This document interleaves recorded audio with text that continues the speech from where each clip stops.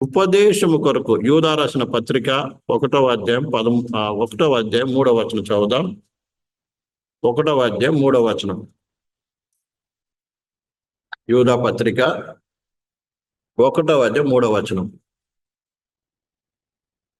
యూదా రాసిన పత్రిక 1వ అధ్యాయం 3వ వచనం. ప్రియులారా, మనందరికీ కలిగిన రక్షణ గురించి మీకు వ్రాయవలనని విశేష ఆసక్తి గలవాడినై ప్రయత్నపడుచుండగా, పరిశుద్ధులకు ఒక్కసారి అప్పగింపబడిన బోధ నిమిత్తమై మీరు పోరాడవలనని మిమ్మల్ని వేడుకొనుచు మీకు వ్రాయవలసి వచ్చెను. ఇక్కడ యూదా రక్షణ గురించి రాయాలనుకున్నాడంట. కానీ దేవుని ఆత్మ ఏం ప్రేరిందంటే, పరిశుద్ధులకు ఒక్కసారి అప్పగించబడిన ఏంటంటే ఉపదేశము కొరకు పోరాడండి అని చెప్తున్నారు. ఉపదేశము కొరకు పోరాడాలి అంటే మొట్టమొదట నీకు ఉపదేశం తెలిసి ఉండాలి. అర్థమైందండి? ఇంగ్లీష్లో ఫెయిత్ అని ఉంటుంది. అంటే నీవు దేని నమ్ముతున్నావు? అర్థమైందండి? ఏమని నమ్ముతున్నావు? దాని కొరకు నువ్వేం చేయాలి? పోరాడు. ఉదాహరణకి పరిశుద్ధ గ్రంథంలో అనేక విషయాలు, అనేక అంశాల విషయమై ఉపదేశం ఉంది. అర్థమైందండి? ఏముంది? ఉపదేశము ఉంది. దాన్ని ఎప్పుడైతే సరైన రీతిగా నేర్చుకుంటావో అప్పుడే ఆ ఉపదేశమును ప్రకటించగలవు, ఉపదేశము స్థిరపరచగలవు, ఆ ఉపదేశము కొరకు పోరాడగలవు. అర్థమైందండి? ఉదాహరణకి పరిశుద్ధ గ్రంథము ఏమై ఉంది? ఇలాంటి బైబిల్ గ్రంథం, ఈ చేతిలో బైబిల్ గ్రంథము ఏమై ఉంది అని మొట్టమొదట అంటే ఈ పరిశుద్ధ గ్రంథములో వ్రాయబడినటువంటి ప్రతి మాట కూడా ఏమని విశ్వసిస్తున్నావు అనేది చాలా ముఖ్యమైనది. ఇందులో రోజు కూడా పరిశుద్ధ గ్రంథము అసలు చాలా మంది చదవటమే మానేశారు. చాలా చదువుతారు కానీ దాన్ని విశ్వసించరు. మరి కొంతమంది చదువుతారు, విశ్వసిస్తారు, కానీ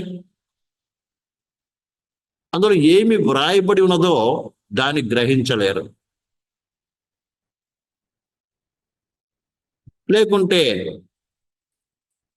కొంతమంది ఆచార పద్ధతిగా చదువుతారు. ఇలా పరిశుద్ధ గ్రంథం విషయంలో అనేక మంది అనేక రకాలుగా అభిప్రాయం కలిగిన వారుగా ఉంటున్నారు. అయితే నీవు ఈ పరిశుద్ధ గ్రంథాన్ని ఏమని విశ్వసిస్తున్నావు అనేది చాలా ముఖ్యమైనది. నిజంగా ఇది దేవుడు నా కొరకు పరిశుద్ధాత్మ ద్వారా రాసిచ్చినటువంటి గ్రంథము, ఇది దేవుడే నా కొరకు ఇచ్చినటువంటి ఆయన మాటలు. ఈ మాటలు ప్రతి ఒక్కటి కూడా చాలా అమూల్యమైనది అని నువ్వు విశ్వసించినట్లయితే ఇందులో రాయబడి అనేకమైన అంశములు ఏం చేస్తావు? గ్రహించగలవు, దాన్ని నేర్చుకోగలవు. ఎప్పుడైతే దాన్ని నేర్చుకొని ఇదే అసలు సత్యము అని గ్రహిస్తావో, దాన్ని నువ్వు ప్రకటిస్తావు, దానిలో నిలబడతావు. దానికి వ్యతిరేకముగా ఆలోచన కావచ్చు, తలంపులు కావచ్చు, ఉపదేశం కావచ్చు ఉన్నప్పుడు దాన్ని ఖండించగలవు. అది తెలియకపోతే నీవు అందరిలాగా ఉంటావు. ఇదే పరిశుద్ధ గ్రంథం గురించి ఆల్రెడీ యూట్యూబ్లో దీనికి ముందు యవనస్తులకు బోధించినటువంటి యొక్క విషయాలు యూట్యూబ్లో ఆల్రెడీ అప్లోడ్ చేయబడింది. కావాలంటే మీరు కావాలంటే అందులో చూసుకొని నేర్చుకోవచ్చు. అయితే నేను మీకు చెప్తున్న విషయం ఏంటంటే,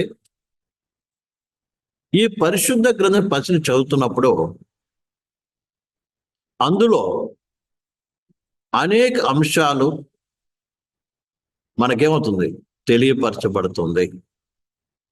ఉదాహరణకి దేవుని గురించిన అంశము, దేవుని గురించిన ఉపదేశము. అలాగే దేవుడు అంటే ఎవరు, ఆయన గుణ లక్షణాలు, ఆయన యొక్క స్వభావము, ఆయన యొక్క వ్యక్తిత్వము, ఇవన్నీ కూడా మనము నేర్చుకోవాల్సిన వారమే ఉన్నాం. ఇందులో మీరు అనేక మంది బోధ చేస్తున్నారు.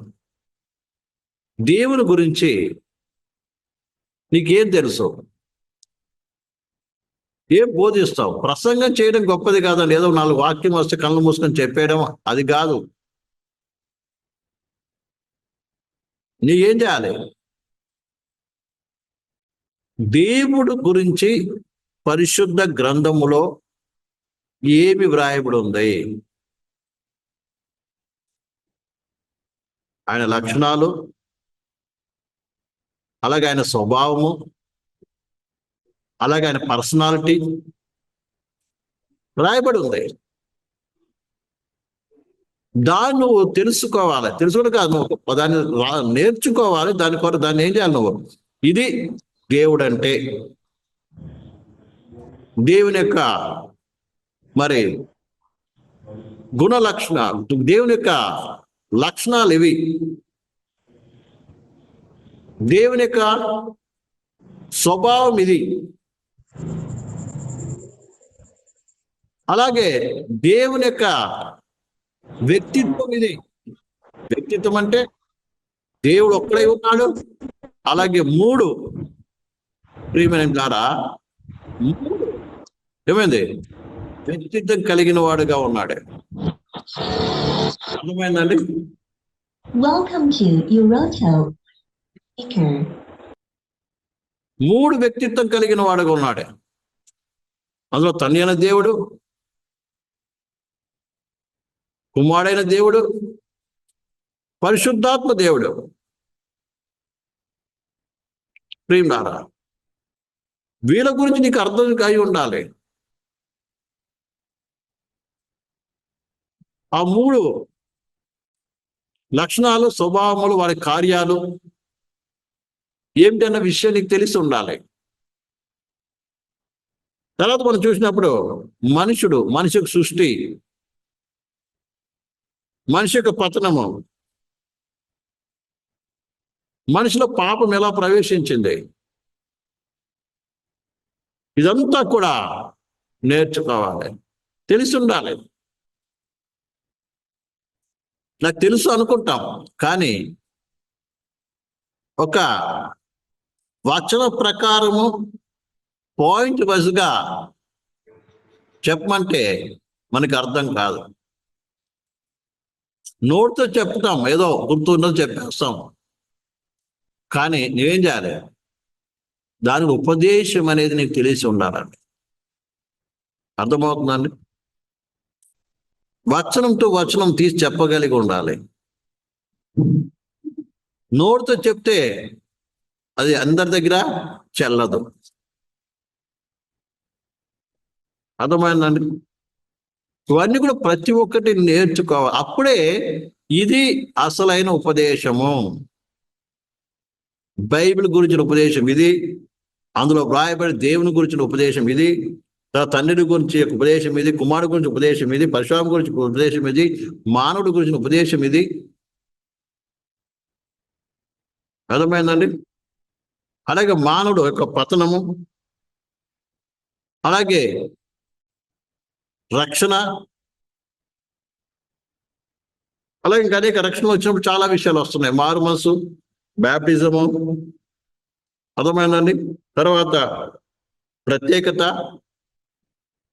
ఏమో ఇవన్నీ వస్తున్నాయి. చాలా సంఘం గురించి ఉపదేశము.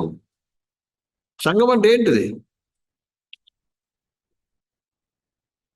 సంఘం గురించి దేవుడు ఎలా ఏమి మనకి ఉపదేశించాడు? ఇవన్నీ మనకు తెలిస్తేనే ఇది సత్యము అని తెలిసినప్పుడు సంఘం అంటే ఇది అని మనకు పిక్చర్ తెలిసినప్పుడే మనము సంఘాన్ని కట్టగలము, పరిచర్య సరి అనేది చేయగలము. అలాగే ఈ దినాలు జరుగుతున్న పరిచర్య అంతా కూడా దైవ చిత్తానుసార ఉపదేశానుసారమా అని కూడా మనం గుర్తించగలము. ఈ దినం ఉపదేశముతో ఎవరికి సంబంధం లేదు. చాలా మటుకు ఎవరో ఒక్కరిద్దరు, కొంతమంది దైవజనులు ఉన్నారు, ఉపదేశం కొరకు పోరాడేటువంటి వారు పరిశుద్ధులు ఉన్నారు, లేదని కాదు. మరి ఈ దినం మనము ఎంతవరకు ఉపదేశం నేర్చుకున్నాం? వాక్యం చెప్పండి, అందరూ చెప్పేస్తారు, మంచిదే. దీని గురించి చెప్పాను, సువార్త అంటే ఏంటిది. అలాగే ఇవన్నీ కూడా అంశాలు చాలా ఉన్నాయి. అలాగే శ్రమల గురించి మన ఎబ్రి రాసిన పత్రిక 6:2-3 చదివినట్టు అనేక విషయాలు అక్కడ కూడా రాయబడిన ఉపదేశ విషయాలు. అలాగే దైవిక స్వస్థత గురించి, సంఘం ఎత్తబడడం గురించి, రెండవ రాకడ గురించి, తర్వాత 1000 ఏళ్ల పరిపాలన గురించి, తర్వాత ప్రియమైన బిడ్డలారా ఆ యొక్క అంత్య తీర్పు గురించి, తర్వాత నిత్యత్వం గురించి, మృతుల పునరుద్ధానం గురించి, ఇవన్నీ కూడా ఇంకా ఎన్నో ఉన్నాయి. కొన్ని మీకు చెప్పడం జరిగింది. ఇవన్నీ కూడా ఉపదేశం అంటే ఇది కరెక్ట్ అయినటువంటి వాక్యానుసారమైనది అని నువ్వేం చేయాలి? ప్రతి ఒక్కరు నేర్చుకోవాలండి. నీకు ఇది అర్థం అవుతేనే ఏది తప్పుడు ఉపదేశము, ఏ సరైన ఉపదేశము అన్నది నీకు అర్థమవుతుంటుంది. అది ఎప్పుడైతే అర్థమవుతుందో అప్పుడు నీకు నువ్వు నడవలసింది ఏంటిది, నువ్వు బోధించవలసింది ఏంటిది, నీ పరిచర్య విధానం, నీ పరిచర్య ఏ రీతిగా చేయాలి అని ఒక ప్లాన్ ప్రకారం ఏం చేయాలి, ముందుకు సాగలం. కుడికి కానీ ఎడవగా తిరగవు. లేకపోతే ప్రియులారా, ఉపదేశం అనేది తెలియకపోతే నీవు అనేక రీతిలో ఏమవుతావు, తప్పిపోయే అవకాశం అనేది ఉంది. ఇందులో చాలా మంది పరిచర్యకి బయలుదేరుతున్నారండి.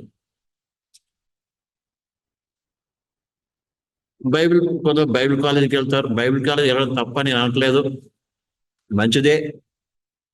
కానీ అసలు సేవ అంటే ఏమిటి? సేవ అంటే ఏమిటి? అపోస్తలుల ఉపదేశం ఏంటిది అనేది చాలా మందికి ఏంటో తెలియదండి.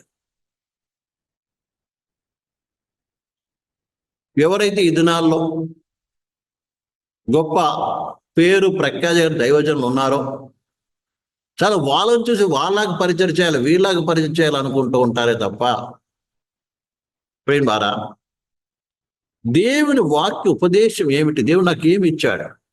మంచి ఒక దైవజనుల దగ్గర నుంచి, ఒక నిజమైన దైవజనుల దగ్గర నుంచి వెళ్ళి నేర్చుకుంటే మంచిదే, కావట్లేదు. ఎంతోమంది నేర్చుకుని దైవ సేవకులు ఉన్నారు.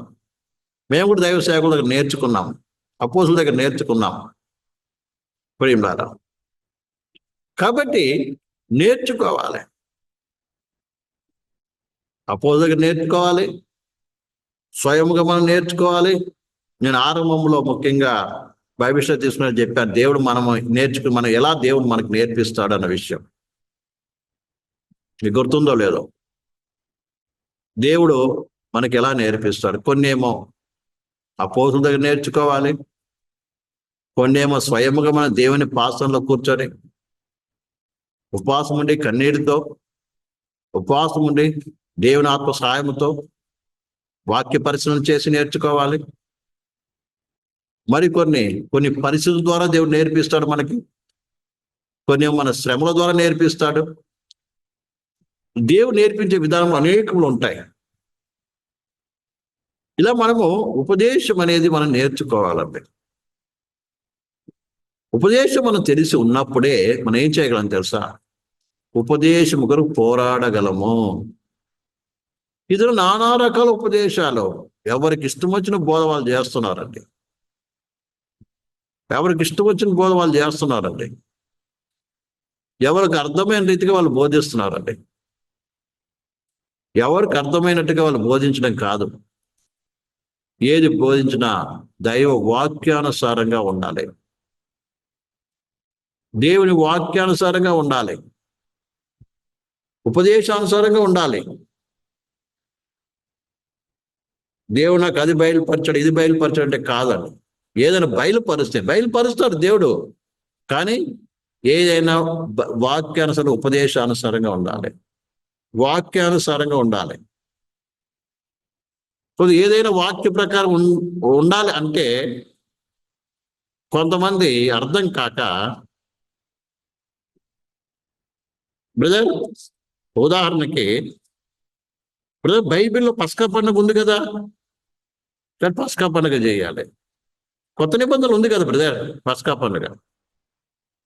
పస్కా పండుగ సందర్భం ఏంటిది, ఎందుకు పస్కా పండుగ మెన్షన్ చేశాడు అనే విషయం వాళ్ళకి తెలియదు.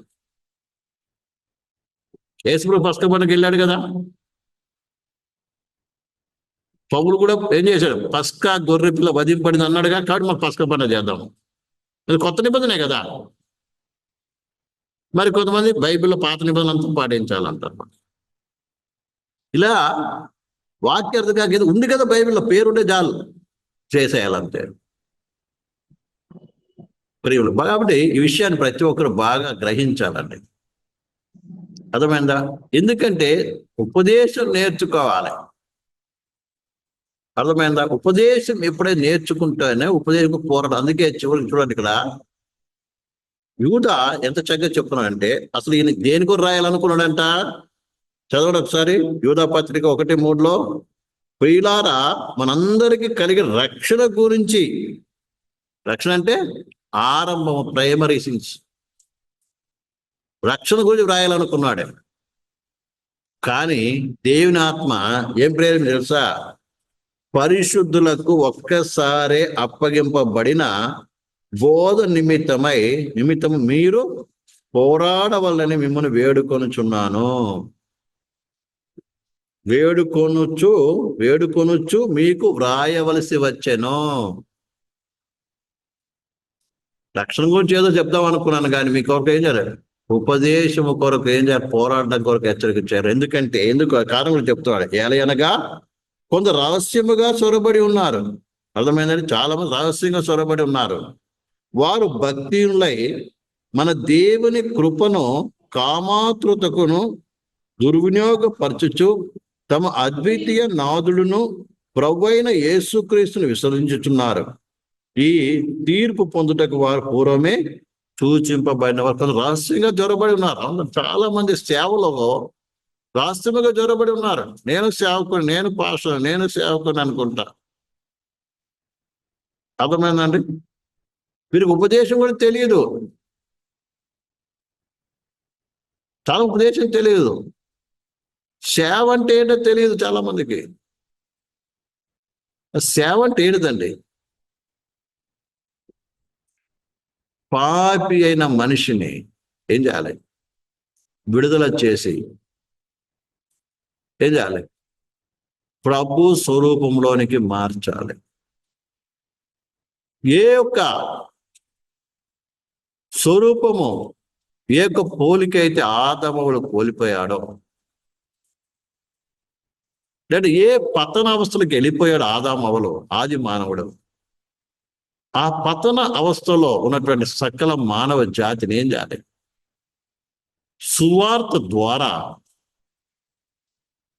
విడిపించి పరలోక రాజ్యము కొరకు ఏం చేయాలి? ఆయుక్తపరచాలి. లేకుంటే ప్రియులారా, వారు క్రీస్తు స్వభావంలోనికి మార్చాలి.